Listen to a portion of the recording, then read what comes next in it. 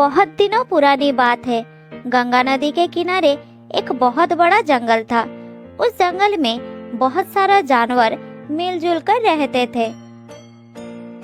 जंगल का राजा शेर सिंह भी सभी जानवरों का बहुत ख्याल रखते थे। एक दिन कुछ जानवर आपस में बात कर रहे थे। हमारी जंगल के पास और भी कितने सारे जंगल है, पर जो खुशी और शांति हमारे जंगल में है वो किसी भी जंगल में नहीं है। मुझे तो अपना ही जंगल पसंद है। क्योंकि बाकी सब जंगल की राजा हमारे शेर सिंह जैसा थोड़ी ना है। तुमने तो ठीक ही कहा बंदर भाई।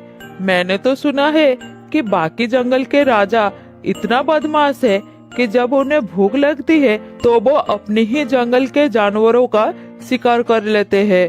पर हमारे राजा तो ऐसे बिल्कुल नहीं करते, बल्कि वो तो भूखे रहकर हमारी भूख मिटाते हैं। इस तरह जंगल के जानवर आपस में बात कर रहे थे और अपनी राजा की खूब तारीफ कर रहे थे। कुछ देर बाद शाम हो जाती है और सारे जानवर अपने अपने घर चले जाते हैं।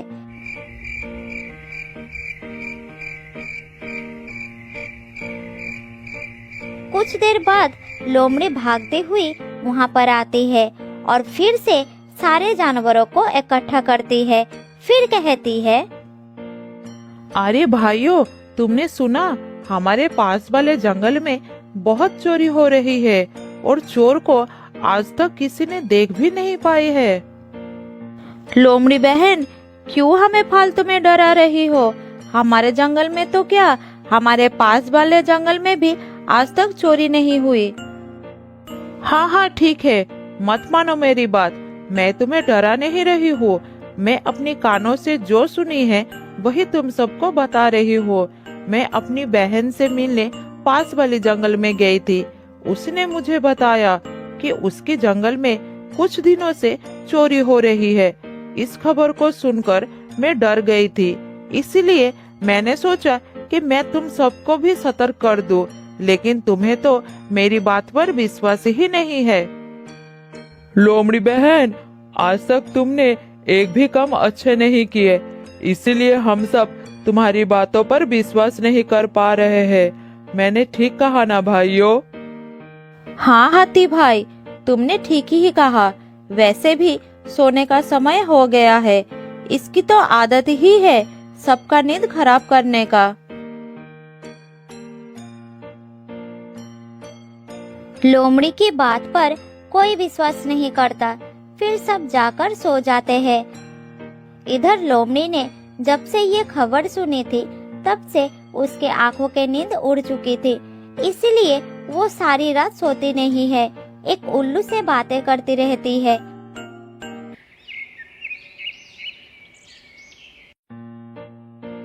अगले दिन सुबह बंदर रो रहा था। उसके रोने की आवाज सुनकर जंगल के सभी जानवर उसके पास आते हैं। अरे बंदर भाई, तुम सुबह सुबह क्यों रो रहे हो? कोई बुरा सपना देख लिया क्या? हाथी भाई, काश मैं कोई सपना देखा होता, पर ये तो हकीकत है। मेरे घर में चोरी हो गया है। बहुत मेहनत से जंगल में ढूंढ ढूंढ कर केले लाकर जमा करके रखे थे, ताकि केले के तलाश में मुझे इधर उधर भटकना ना पड़े। पर आज सुबह मैंने देखा कि मेरा एक भी केला नहीं है। अब मैं क्या खाऊं? क्या चोरी, और वो भी हमारे जंगल में? आखिर ये किसका काम हो सकता है? पता नहीं हिरनी बहन, पर जिसने भी चोरी किए है वो बहुत चतुर है, क्योंकि उसने मेरे हाथों में पकड़े हुए केले भी चोरी कर लिया है। कल रात केला खाते खाते मैं सो गया था और एक केला मेरे हाथ में था। मैंने कल रात को कहा था ना कि हमारे पास वाली जंगल में चोरी हो रही है, लेकिन तुम लोग तो मेरी बात पर विश्वास ही नहीं कर रहे थे। हमें शक है लोमड़ी बहन, कहीं तुमने तो ये चोरी नहीं करवाई ताकि हम सब तुम्हारी बातों पर विश्वास कर सके। ये क्या कह रहे हो हाथी भाई? मैं बंदर की केले क्यों चुराऊं? मैं तो केले नहीं खाती, और वैसे भी मेरे घर के पास अंगूर के पेड़ है। मेरे जब भी मन चाहे मैं अंगूर तोड़कर खा सकती हूँ, और चोरी की बात साबित करके मुझे क्या मिलेगी?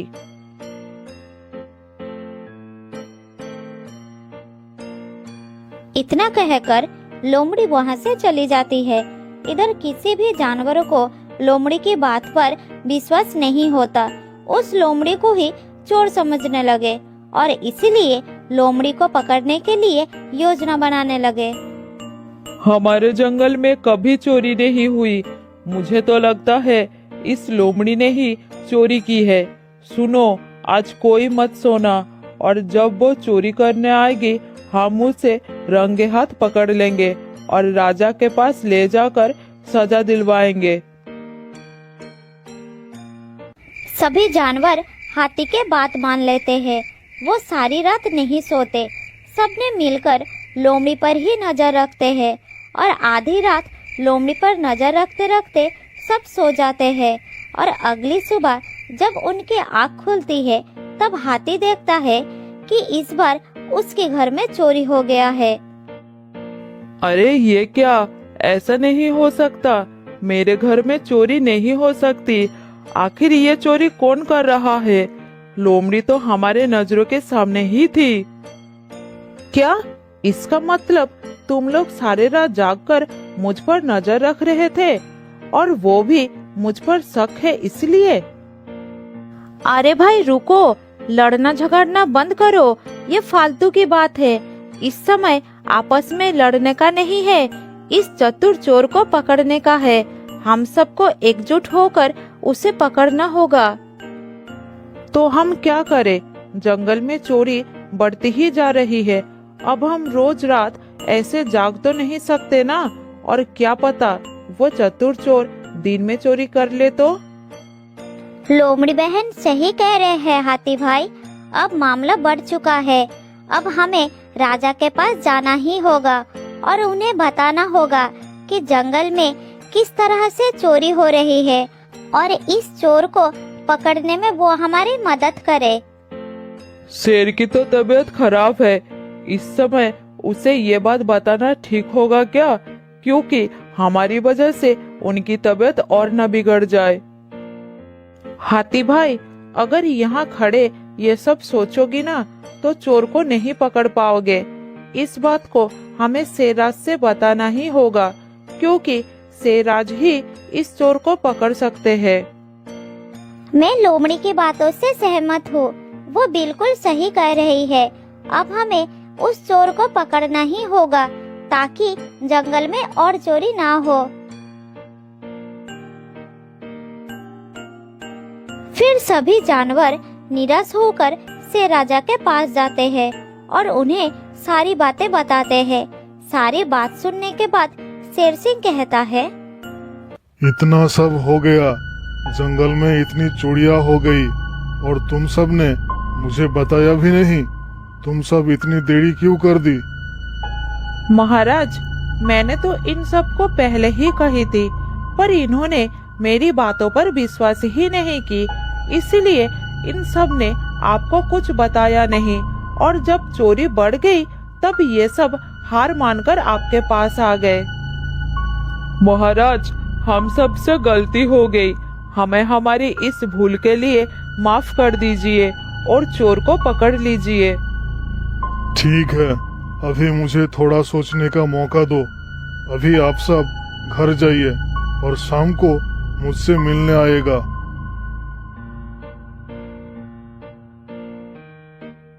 फिर सभी जानवर अपने अपने घर चले गए और घर जाकर उन सब ने आश्चर्य हो जाते हैं, क्योंकि उन सब के घरों में चोरी हो चुकी थी।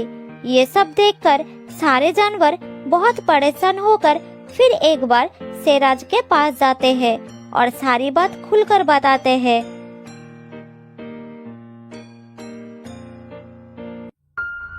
महाराज, अब तो सोचने का भी समय नहीं रहा। जो कुछ भी करना आपको अभी करना होगा, क्योंकि ये चोर बहुत चालाक है। हाँ महाराज, घर खाली देखते ही वो फिर से आकर चोरी कर लेगा। अब सोचने का वक्त नहीं है महाराज, कुछ कीजिए। और जल्द ही चोर को पकड़िए। अरे भाई, आखिर ऐसा क्या हो गया जो तुम सब इतनी जल्दी परेशान होकर तुरंत वापस चले आए? अब क्या बताए महाराज, हम यहाँ हमारी समस्या लेकर आपके पास आए थे और इतनी ही देर में वो चतुर चोर हम सबकी घर में चोरी करके भाग गया। मुझे ये जानकर बहुत दुख हो रहा है कि मैं तुम सब का सामान नहीं बचा सका और वो चोर दिन दहाड़े चोरी करके भाग गया। मेरा आप सभी से वादा है कि मैं बहुत जल्द उस चतुर चोर को पकड़ लूंगा। पर महाराज, अभी हम सब क्या करें? अगर ऐसा ही चलता रहा तो हम सबको जंगल छोड़कर जाना होगा। किसी को जंगल छोड़कर जाने की कोई जरूरत नहीं है। मैंने सोच लिया है कि हमें क्या करना है। मेरी आप सब से विनती है कि आप सब रात को सोने का नाटक करो और मैं अपनी कुछ साथियों के साथ पूरे जंगल में पहरा दूंगा और जैसे ही वो चालाक चोर आएगा मैं उसे पकड़ लूंगा। फिर मैं भी देखता हूँ कि वो चोर कैसे भागता है। शेरराज के कहने पर सारे जानवर ऐसा ही करते हैं। सब अपने घरों में सोने का नाटक करते हैं और रात को जब तेंदुआ दबे पांव आता है और सभी जानवरों को सोया हुआ पाता है तो वो हंसते हुए खुद से कहता है, कितने बेवकूफ है जंगल के सभी जानवर। आज दिन में ही मैंने इन सब के घरों में चोरी की थी, लेकिन फिर भी ये सब लापरवाह होकर सो रहे हैं। लेकिन क्या फर्क पड़ता है मुझे, मैं तो चोरी के इरादे से यहाँ आया हूँ और चोरी करके ही जाऊंगा।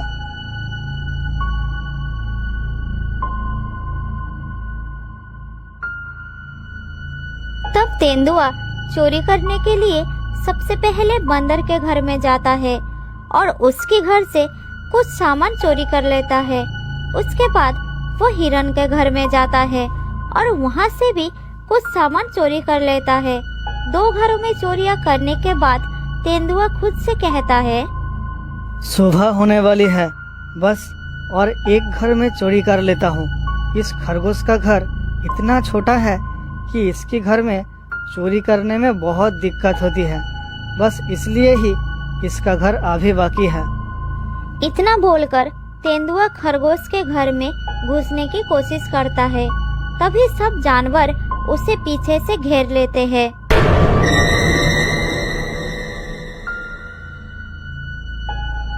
तो तू है वो चोर और इतने दिनों से जंगल में चोरी कर रहा था।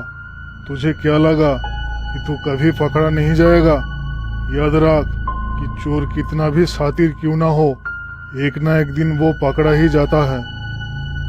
नहीं शेरराज, मैं वो चोर नहीं हूँ। मैं तो बस आज ही चोरी करने के लिए आया था। मुझे जाने दो, मैं और कभी नहीं चोरी करूँगा। तेरे वजह से जंगल के सारे जानवर बहुत परेशान हैं। तू झूठ मत बोल, तू ही वो चोर है। अब तुझे सजा मिलेगी। ये कहकर शेर तेंदुए को जेल में बंद कर देता है और उस दिन से जंगल में चोरियां भी बंद हो गई।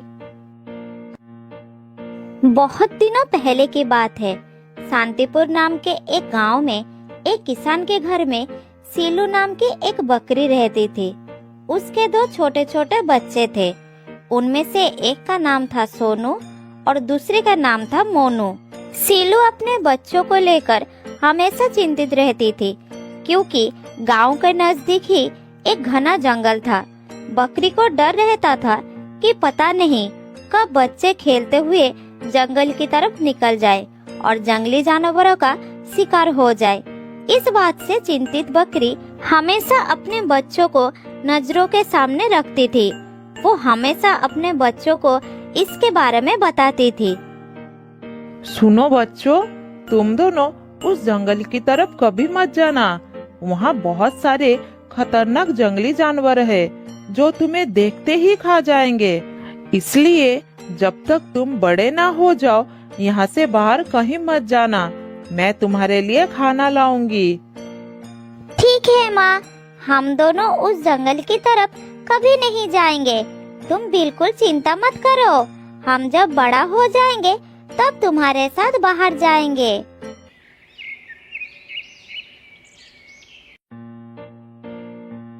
इसके बाद 2-4 दिन बीत जाता है। एक दिन सोनू आंगन में खेल रहा था। तब किसान चारा लाने वाले से बात कर रहा था। वो कह रहा था कि जंगल में तो बहुत सारा हरा हरा चारा भरा पड़ा है। ये सुनकर उसे हरा हरा चारा देखने का इच्छा होती है और वो चुपचाप जंगल की तरफ चला जाता है।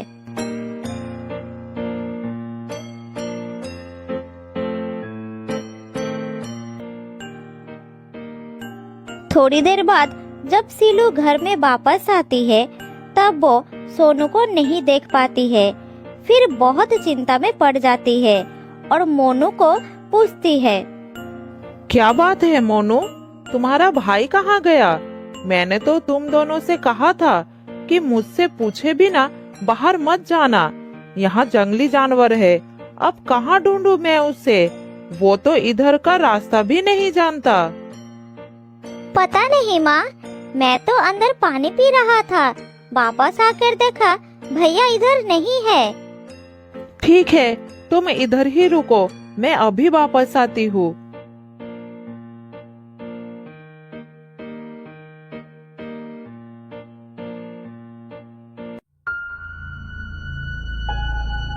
इधर सोनू खेलते हुए घने जंगल में पहुंच जाता है और तभी 2 लकड़बग्घा उसे घेर लेता है। लकड़बग्घे को देखकर सोनू बहुत डर जाता है और जोर जोर से चिल्लाने लगता है, माँ तुम कहाँ हो माँ? मुझे बहुत डर लग रहा है, मुझे बचा लो माँ। अरे वाह, क्या ताजा ताजा मांस है। इसे देखते ही मेरे मुंह में पानी आ रहा है, लेकिन ये बहुत छोटा है, दोनों का पेट नहीं भरेगा। हाँ, ये बहुत छोटा है। इसके साथ एक और मिल जाता तो अच्छा होता। चल, हम दोनों इसे आधा आधा खा लेते हैं। भूख के समय जो मिला है उसी से काम चलाना पड़ेगा। दोनों की बात सुनकर सोनू और भी डर जाता है। फिर उसे पकड़ने के लिए आगे बढ़ता है। तभी दूर से सीलू दौड़ते दौड़ते उसके पास आ जाती है और अपने बच्चे को कैसे बचाया जाए उसके बारे में सोचती है। अरे वाह, जो हम कह रहे थे वही हो गया। बच्चे के साथ माँ भी आ गई। आज तो बढ़िया दावत होगा। पहले किससे शुरू करूँ, माँ से या बेटे से? दोनों लकड़बग्घे को देखकर सीलू भी थोड़ी घबरा गई, लेकिन वो सोचती है कि इस समय डरने से कोई काम नहीं चलेगा, क्योंकि बच्चे के जान खतरे में है। किसी भी तरह उसे बचानी ही होगी। इसीलिए वो अपने मन को शांत करती है और एक उपाय निकालती है। अरे क्या सोच रही हो बकरी? अब तुम दोनों हमारी भोजन बनोगे। इधर तुम्हें कोई नहीं बचाएगा। मरने के लिए तैयार हो जाओ। अरे अरे, ज्यादा हंसो मत, वरना शेर राजा आकर तुम दोनों को खा जाएंगे। क्या शेर राजा में खा जाएंगे? लेकिन क्यों? हमने उनका क्या बिगाड़ा है? तुम्हें क्या लगता है मैं इसे अकेला यहाँ छोड़कर क्यों गई थी? क्योंकि शेरराज ने हुक्म दिया था कि मैं अपने बच्चे को लेकर यहाँ से ना जाओ जब तक शेरराज ना आ जाए। और अगर तुम दोनों ने हमें खा लिया तो शेरराज तुम दोनों को जिंदा नहीं छोड़ेंगे। थोड़ी देर में वो वापस आएंगे। तुम कितनी बेवकूफ हो बकरी। अरे शेरराज को पता कैसे चलेगा कि तुम्हें हम दोनों ने खाया? बोलो बोलो, कैसे पता चलेगा? तुम दोनों को खाकर ही तो हम भाग जाएंगे। क्या तुम शेरराज को बेवकूफ समझते हो? जंगल के राजा है वो। उधर देखो, हाथीराज को हम पर नजर रखने के लिए छोड़कर गए हैं वो। सुना? अब तुम दोनों चाहो तो हमें खा सकते हो। फिर दोनों लकड़बाघा थोड़ा चिंता में पड़ जाते हैं और आपस में बात करने लगते हैं। हाँ यार, हाथी राजा तो हमारे बारे में बता ही देंगे। मुझे भी लग रहा है कि ये सच बोल रही है, लेकिन क्या करे। वही, जान बचे तो लाखों पाए। शेर के मुंह से निवाला छीनना मतलब खुद शेर का निवाला बनना है। चलो भाग चलते हैं, हमें इतनी जल्दी मरने का इरादा नहीं है। ये कहकर दोनों वहाँ से चले जाते हैं। फिर बच्चे की जान बच गई सोचकर सीलू वहाँ से बच्चे को लेकर जल्दी जल्दी गांव की तरफ चलना शुरू करती है। वो थोड़ी दूर गई थी, तभी उसके सामने शेर आ जाता है। उन्हें देखकर दहाड़कर आगे बढ़ता है। शेर को देखकर सोनू बहुत डर जाता है और अपने माँ के शरीर में लिपट जाता है। तभी सीलू हिम्मत करके शेर से कहती है, ठहरिए शेरराज, आप हमें बिल्कुल मत खाइए, वरना शेरनी को गुस्सा आ जाएगी। उन्होंने हमें यहाँ रुकने के लिए कहकर गई है। क्या मतलब? कहाँ है शेरनी? क्या तुम अपने आप को शेरनी समझ रही हो? नहीं महाराज, मैं आपकी शेरनी की बात कर रही हूँ, हमारी महारानी शेरनी। मेरी शेरनी? लेकिन तुम्हें खाने से शेरनी को क्यों गुस्सा आएगी? हाँ महाराज, आप क्या समझ रहे हो? मैं अपनी बच्चे को लेकर इतनी भयानक जंगल में घूमने निकली हूँ। नहीं, मुझे शेरनी ने पकड़ ली थी और कही थी जब तक मैं ना आ जाऊँ तुम दोनों यही रुकना। आज मैं अपनी शेर राजा के लिए ताजा ताजा तुम्हें और तुम्हारे बच्चे को ले जाऊंगी। महाराज बहुत खुश होंगे, इसलिए शेरनी के डर से हम यहाँ खड़े हैं महाराज। लेकिन मैं तुम्हारी बात कैसे मान लूं? तुम झूठ भी तो बोल सकती हो मुझे। मत मानिए महाराज, लेकिन बाद में आपको शेरनी के गुस्से का शिकार होना पड़ेगा। तब मुझे मत कहिएगा बताया नहीं था। और फिर भी आपको झूठ लगे तो उस कौवे से पूछ लीजिए। उससे शेरनी ने हमारे ऊपर नजर रखने के लिए रख कर गई है।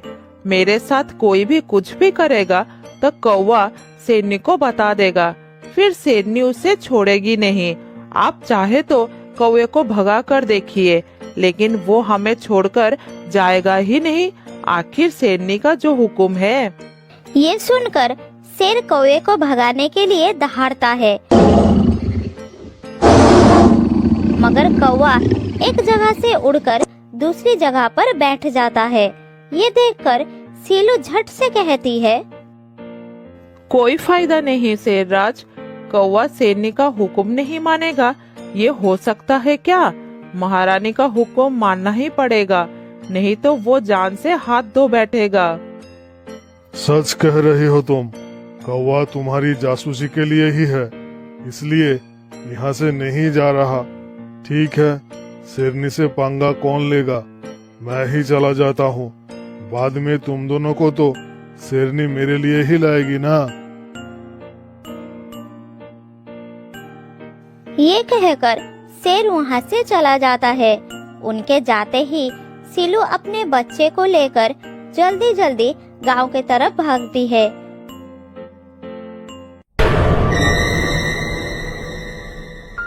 वो थोड़ी ही दूर गई थी, तभी सामने से सचमुच शेरनी आ जाती है। दोनों को देखते ही शेरनी दहाड़ती है। शेरनी को सामने देखकर सीलू थोड़ा घबरा जाती है। अरे वाह, आज तो शेरराज दो नरम नरम शिकार से खुश हो जाएंगे। आज शिकार के लिए ज्यादा मेहनत नहीं करनी पड़ेगी। वाह, पति पत्नी हो तो आप जैसी, दोनों ही एक दूसरे को खुश करने में लगी हो। महाराज आपको खुश करना चाहते हैं और आप महाराज को। क्या मतलब? क्या कहना चाहते हो तुम? कौन किसको खुश करना चाहता है? रोज आप शेरराज के लिए शिकार करके ले जाती हो, लेकिन आज शेरराज ने आपके लिए हम दोनों का शिकार करने का निर्णय लिया है। तो किया क्यों नहीं? अब तक तुम दोनों खड़े कैसे हो? कहाँ गए शेरराज? उन्होंने कहा है कि पहले शेरनी को गुफा में आ जाने दो, फिर तुम दोनों का ताजा ताजा शिकार करके ले जाऊंगा। आज शेरनी को मेरी तरफ से उपहार, मेरी शेरनी बहुत खुश हो जाएगी। क्या सच कह रहे हो तुम? शेरराज आज मेरे बारे में ऐसा सोच रहे हैं? हाँ हाँ बिल्कुल, आप गुफा में जाइए तो सही, फिर शेरराज आकर मुझे ले जाएंगे। आप जल्दी जाइए और गुफा में जाकर शेरराज का आने का इंतजार करिए। ठीक है, लेकिन मेरे जाते ही तुम भाग गई तो महाराज किसको शिकार करेंगे? महारानी अब तक भागे क्या? और फिर मेरी निगरानी के लिए शेरराज ने खरगोश को लगा रखा है। मैं जहाँ भी जाऊंगी खरगोश मेरे पीछे पीछे आएगा और शेरराज को सूचना देगा, है ना खरगोश भाई? देखा ना महारानी, मेरी आवाज सुनते ही उसके कान कैसे खड़े हो गए। आँख और कान दोनों मुझ पर है, वो यहाँ से बिल्कुल नहीं हिलेगा। हाँ, अब मुझे यकीन हो गया। मैं अभी जाकर शेरराज को भेजती हूँ। ये कहकर शेरनी वहाँ से चली जाती है। फिर सीलू अपने बच्चे को लेकर सीधा अपने गांव की तरफ भागती है। वो दौड़ती रहती है, लेकिन एक बार के लिए भी पीछे मुड़कर नहीं देखी। वो भागते भागते किसान के आंगन में पहुंचकर ही सांस लेती है। माँ और भाई को देखकर मोनू बहुत खुश होता है। इतनी देर तक माँ को ना देखकर वो बहुत डर गया था। माँ, आप तो जंगल में गई थी, मैं तो डर गया था। कहीं कोई जानवर पकड़ लेता तो मेरा क्या होता? मैं क्या करता? अगली बार मुझे छोड़कर कहीं मत जाना। मिल जाता तो क्या, मिले थे लकड़बाघा, शेर, शेरनी, पर माँ ने मुझे उन सब से बचा लिया। बहुत हिम्मत वाली है हमारी माँ, किसी ने हमें छू भी नहीं पाया। कैसे? माँ उनसे लड़ी कैसे? शेर तो बहुत ताकतवर होता है। बच्चों, लड़ने के लिए ताकत की ही नहीं, दिमाग और धैर्य की भी जरूरत होती है। एक बात हमेशा याद रखना बच्चों, मुसीबत को देखते ही घबराना नहीं चाहिए। धैर्य, दिमाग और चालाकी से काम लेना चाहिए।